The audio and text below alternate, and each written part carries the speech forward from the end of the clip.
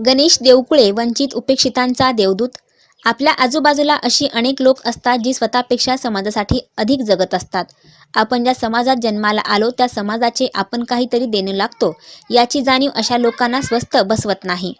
अशा लोकांपैकी एक गांधीनगरमधील सतीश उर्फ गणेश देवकुळे।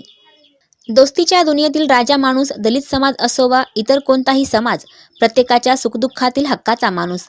विविध दलित संघटना आणि मानवी हक्क संघटनेचे राज्यसचिव पदाचा कार्यभार सांभाळताना गरजू, उपेक्षित आणि वंचितांना त्यांचा हक्क मिळवून देण्याचे काम ते करतात।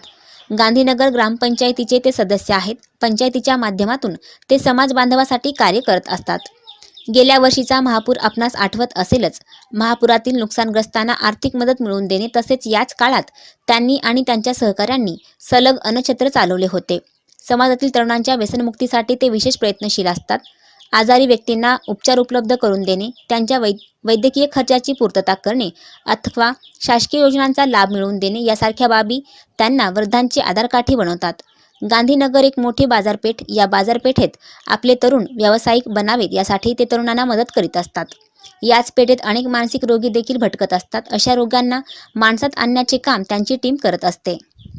अशा रोगांची सेवा करण्यापासून ते त्यांना अन्न आणि योग्य उपचार मिळण्याची सोय ते उपलब्ध करतात। मानवसेवा हीच ईश्वर सेवा हे त्यांनी आपल्या जीवनात उतरवले आहे। आज त्यांची आणखी एक कामगिरी कानावरती आली। तावडे हॉटेल परिसरात एक फिरस्ती जखमी अवस्थेत तडफडत काही दिवस पडला होता। ही बाब त्यांना समजल्यानंतर त्यांनी व त्यांचे सहकारी यांनी तातडीने सदर व्यक्तीस उचलून दवाखान्यात नेऊन त्या फिरस्ती व्यक्तीस वैद्यकीय मदत मिळवून दिली। आजकाल आपण अशा फिरस्ती लोकांशी फारच फटकून वागत असतो। त्यांना मदत करणे तर दूर, जवळ जाऊन चौकशी देखील करत नाही। अशा काळात गणेश देवकुळे त्यांच्या संपूर्ण टीमला देवदूतच म्हणावे लागेल। न्यूज रिपोर्टर सचिन कट्टी, करवीर तालुका विशेष प्रतिनिधी, गांधीनगर, कोल्हापूर।